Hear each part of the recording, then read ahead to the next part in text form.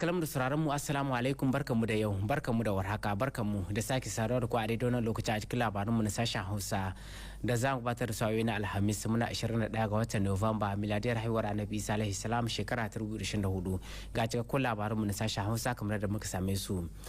Idan mun soma da labaranmu dangane da ajandar shugaban kasa inda a wannan rana ta Alhamis ne shugaban kasa shugaban majalisar CNSP Brigadier General Chani Abdulrahman ya jagoranci zama na shawarar majalisar ministoci da ta gudana a fadar shugaban kasa. Yayin wannan zama na wannan rana ta Alhamis an samu halartar ministoci karkashin jagorancin Prime Minister Ali Muhammad Lamin Zain. Yayin wato zaman muhimman kudurka ne za a zartar kuma za mu zo muku da karin bayanin wannan zama a cikin shirinmu na gobe da yardan mai duka.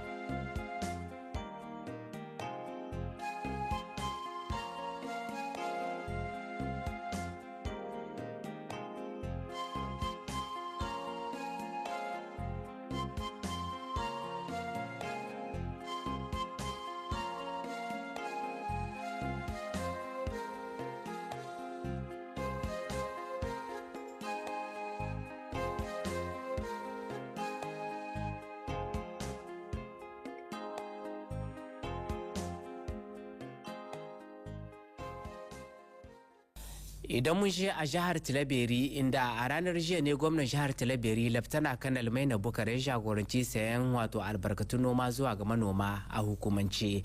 Wannan yana daga cikin shirin gwamnatin shugaban kasa shugaban majalisar CNSP Brigadier General Chani Abdulrahman na taimakawa wato manoma musamman ma domin ganin cewa an taimaka musu don rage musu radadi musamman ma kan albarkatun wato noman da suka wato girbe. Wannan tsarin da aka kadamar da shi a fadin wannan kasa ta mutane a jihar Tilaberi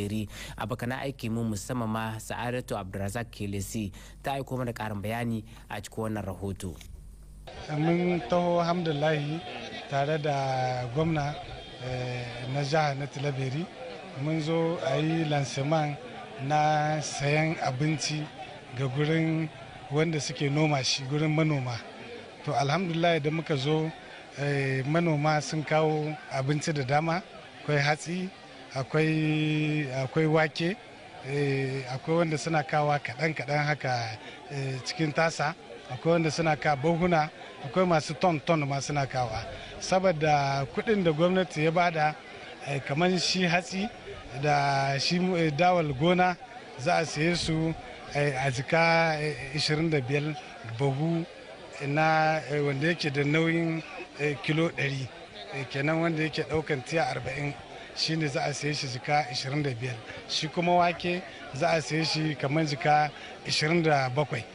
Abin da za a saya a yanzu su ne nan zuwa gaba zuwa 'yan watanni kaɗan za a maido kuma a saida musu su wanda suka saida za a saida musu kuma cikin rahusa shine kamar vanta a primo da da gwamnati take yi za a saida shi kamar jika 13 ake saida. Kenan abin zai amfani manomi ne zai amfani talaka ne. Har yanzu dai akan wannan tsari na sayan albarkatun noma zuwa ga manoma da gwamnatin shugaban kasa ta dauki aniyar yi da a hali yanzu ake ci gaba da gudanar da shi a fadin wannan kasa ta mu ta Niger.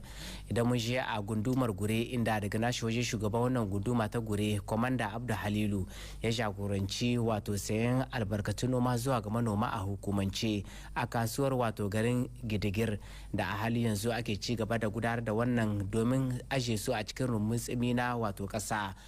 Abokan aikin mu na jihar da magaran musamman ma Hadiza Yakuba ta aiko mana da karin bayani a cikin wannan rahoto. Ita dai wannan sabga da ta hada dokacin hukumomi na bariki da na gargajiya, jami'an tsaro da al'umma da dama da suka amsa goron gayyata ta biyo bayan tsarin nan da gwamnati ta fuddo na sayan cimaka musamman ma hatsi, wake, dawa a hannun manoma na gida da kuɗaɗe don a saka shi a cikin rumbun tsimi na wannan ƙasa tamu.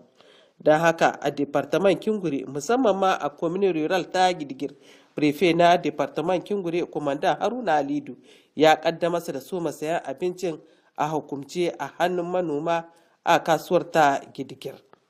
Mu bayyana muku da cewa manoma da dama sun kawo albarkatun su saida don rage wasu raɗaɗi na al'amuran yau da kullum. Mutane mu yi kishin ƙasanmu abincin saboda namu ne kuma muka saida makanunmu yanzu magazan ne za a kashe a ashe nan ta Gidigir inda muka saye shi za mu ashe shi ne sai lokacin da kuka buƙace shi za ku dawo kun saida muna gwamnati jika 25 shi kuma gwamnati hallu zai ɗauko kuma ya maida muku shi akan jika 13 kenan kamar kun kawo a ajiya ne a aje muku lokacin da kuke buƙatar shi ku zo ku miƙa ɗan alawus na hakon da aka yi muku ku amshi abin ku kuma ku je ku ci shi ba to haka ne ku wata to bangiji Allah ya tabbatar da mu bayyana muku da cewa manoma da dama sun kawo albarkatun su saida don rage wasu raɗaɗi na al'amuran yau da kullum. Mu ƙara shaida ma jama'a da cewa shi dai wannan sayan abinci a hannun manoma ya shahi dukkan faɗin ƙasa gabaki ɗaya. Har yanzu muna jihar da magaram inda a ranar jiya laraba ne aka gudanar da wani kayataccen biki na cikon shekaru 30 da soma watsa shirye-shiryen gidan rediyo da talabijin na RTN a fuskar jihar da magaram. Aka haka ne aka shirya wani kayataccen taro da ya samu halartar magabata na bariki da ma na gargajiya ciki har da gwamnan jihar da magaram Kanal Isuhu Labo da sultan na jihar da magaram. A jawabin sa na lale marhabin zuwa ga mahalarta wannan biki,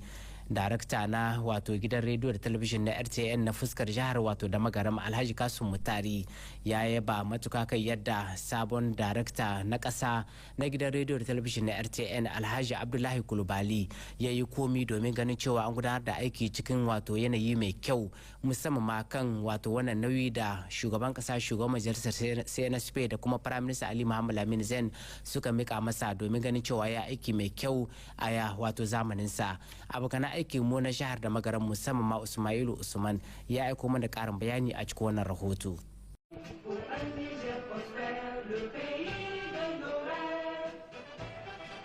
Wannan shagulgula na zagayowa shekara 30 da soma watsa shirye-shirye na tashar gidan rediyon jihar da magaram an soma ne da take na ƙasa, bayan nan sai aka yi adda sai aka shiga jawabai daban-daban. A cikin jawabin shi na barka da zuwa, babban darakta na gidan rediyon jihar da magaram Kasim Mutari ya kai godiye shi da duka sauran jagorori wanda suka jagoranci wannan gidan rediyo na jihar da magaram, wanda su guda 16 ne suka gudanar, wanda a yau shine na 17 ganin irin aikace-aikace da suka zartas a tsawon wannan shekaru. Muna cikin wannan zamani na majalisar sojoji domin ceton kasar nan tamu, magaya cancanta cikin kokarin da ake tun lokacin da sojan kasar nan suka ɗauki ragamar mulki a kasar nan 26 ga watan Juli, ce to yana da kyau wannan biki mu yi shi a ƙarƙashin jagorancin ragamar wannan tafiyar mulki na CNSP a sahun gaba mai girma shugaban ƙasa Janar da Brigadier Abdurrahman Chani da kuma Prime Minister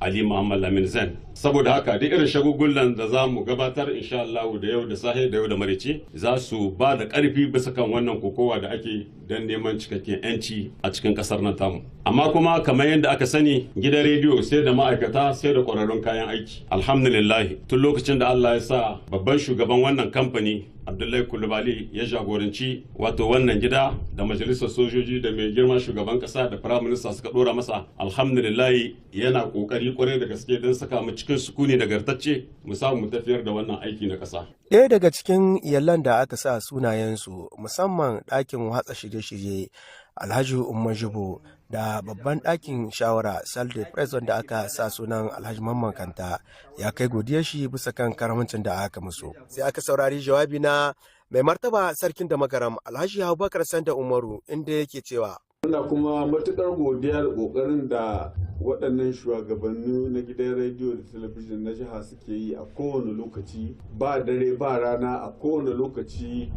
suna koko da za su yi su wallafa labarai da irin abubuwan da ake ciki da zabanmu na ƙasa. Allah ya saka musu da alheri. Daga bisani an saurari jawabi na wakiliyata babban darakta general na RTN Abdullahi Kulibali, shugaba ta gidajen redika na jihohi Maimuna Tambo, inda ta kai godiyarta bisa kan irin kama da aka yi wannan gidan rediyon jihar da magaram da yake watsa shirye-shiryen shi tsawon shekara 30 kuma ta kai godiyanta da sunan darakta janar na kamfanin RTN ga magabata na jiha da suke kama ma wannan gidan rediyon jihar da magaram. Daga nan sai aka saurari jawabi na soma wannan shagulgula daga bakin mai girma gwamnan jihar da magaram. Bayan ya kai godiyar shi da sunan magabata na koli a sahun gaba shugaban kasa General da Brigade Abdulrahman Tani da Prime Minister Ali Muhammad Lamin Zain inda yake cewa wato jama'a wanga gidan radio Allah ƙara sa mashi albarka. Amin. Mu dai a sunan mu nan hukumta na jiha mun yaba musu domin duk aiki wanda shugaban kasa ya damƙa mana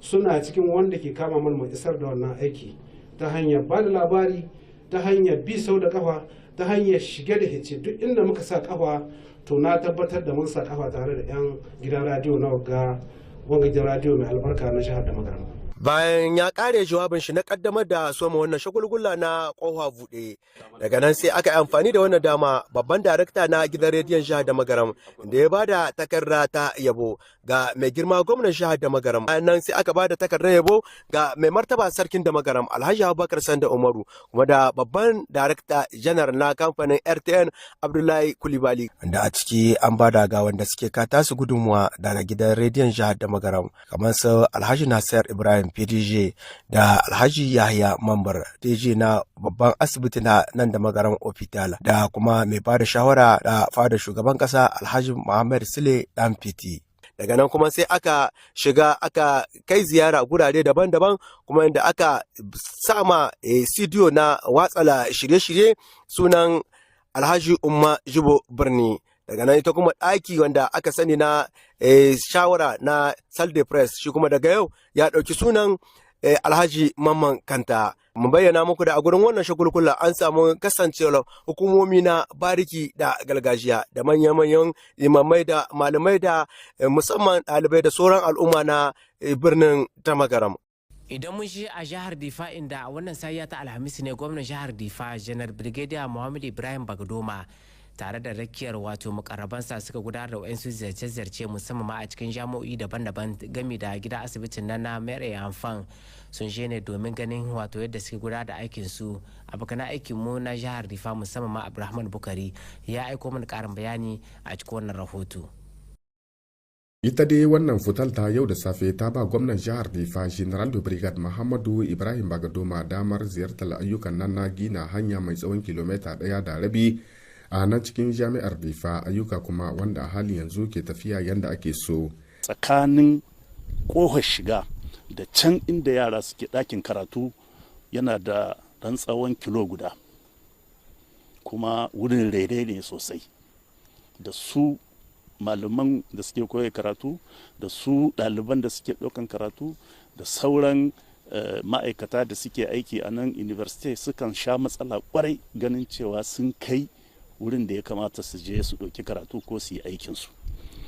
To shine muka kai kukanmu wajen ministère de l'équipement kuma aka samu entreprise wanda za ta yi mana wannan hanya kilo 1.5. Mun je mun tarra su suna cikin aiki ko da yake akwai wasu 'yan matsaloli da suke damunsu a yanzu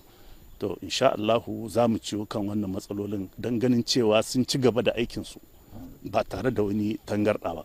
A nan cibiyar Santar Mayar Amfan likitar da ke kula da ƙoshin lafiyar uwaye mata da kuma yara ƙanana. Gwamnan jihar Difa General da Brigade Muhammadu Ibrahim Bagadoma ya samu cikakkun bayanai kan zancen jan ƙoƙari da jami'an kiwon lafiya ke ci gaba da aiwatawa domin wuce gaban matsalar masassarar cizon sauro da ake fuskanta a wannan lokaci da muke ciki. Sanin kowa ne cewa bana an samu cutar paludism zazzabin cizon sauro har ba kaɗan ba saboda yara da ma manya sun wahala kwarai har an samu rasuwa ba kaɗan ba. To wannan watan da ya huce da ya shuɗe mun tahi mun tarra su mun yi kuma tanadin wasu abubuwa da ya kamata mu yi ganin cewa mun shanyo kan matsala abin. Mun yi bakin ƙoƙarinmu kuma shi ne muka koma mu gani irin sakamakon da ya kamata. To alhamdulillah mun tarra yanzu dai harkar palu wannan ya fara ragewa kuma abin da ya sa akwai dalili na farko shine duk wurin da ruwa yake kwanci saburo yana yaduwa to duk ya fara bushewa kenan yawan saburan ya ragu. Magana ta biyu shine mutane da su hukuma da sarakan gargajiya da su ma'aikatan gidan likita kowa yana bakin kokarin shi ganin cewa an waye ma mutane kai kan matakan da ya kamata su ɗoka don ganin sun kiyaye zazzabin cizon sabro. Minister de la Santé sun taimaka mana da magani hal ba kaɗan ba, kuma yanzu haka zancen da nake akwai motoci da suka ba mu ambulance suna nan tahe za su zo cikin jihar Difa. Su ma masu hannu da shuni sun taimaka da magunguna da ɗakin shan magani da dai sauran kayan aiki, kuma su kansu ma'aikatan babu dare babu rana suna tsaye kan marasa lahiya, sun yi bakin ƙoƙarinsu kuma suna cikin yi. To ina so in yi aiki da wannan dama da kuka bani don isan musu da sahihiyar godiyanmu a sunanmu da sunan dukkan jihar Difa. Matakin ƙarshe na wannan rangadin ya kai gwamnan jihar Difa tare da tawagar shi akan gandarin CBLT wanda ya fuskanci matsalar ambaliya a kwanakin nan da suka gabata. Sanin kowa ne cewa wannan dangarama da aka yi ta hoshe kuma an samu ambaliyar ruwa. In da a ce babu wannan dangaramar da ban san irin abubuwan da za su faru ba ma a nan cikin gonakan wannan ba hal a cikin garin Difa. To Allah da ya kiyaye ya taimaka mana wannan dangaramar ta kare, ko da yake a ƙarshe ta abin ya hi ƙarfinta ita ma ta hoshe. To mun zo ne mu gani in lokaci yayi da za a sake gyara ta a ci gaba da aiki. To kash lokacin bai yi ba har yanzu, sai an yi ɗan jira saboda kamar yadda kuka gani har yanzu akwai ruwa a nan, akwai ruwa cikin gonakai, akwai ruwa cikin ɗan hanyoyin da suke kai ruwa cikin gonakai, kenan dole sai an ɗan yi haƙuri. Amma duk da haka nan mun samu tabbacin cewa sauran gonakai da suke nesa da nan wurin su ana iya yin noma a cikinsu. Har ma mutanen masu aiki a can sun riga sun yi shibkal alkama. To muna fatan Allah sa a yi aiki lafiya, Allah sa a ci amfanin wannan wahalar da ake nan ana yi. Allah kuma ya sa mu ga ƙarshen mu ga cewa wannan ruwa ya ja baya don saboda a sake gyara wannan aikin da aka yi don saboda gobe. A wannan fita dai ta yau da safe gwamnan jihar Difa General de Brigade Muhammadu Ibrahim Bagadoma na tare da rakiyar nashi mataimaka waɗanda su ne shugabannin ma'aikatun bariki na soji da farar hula. Daga nasu waje gamayyar kungiyoyin nan na fararen hula na Sinarji a ranar jiya ne suka gudanar da wani zaman taro na manema labarai.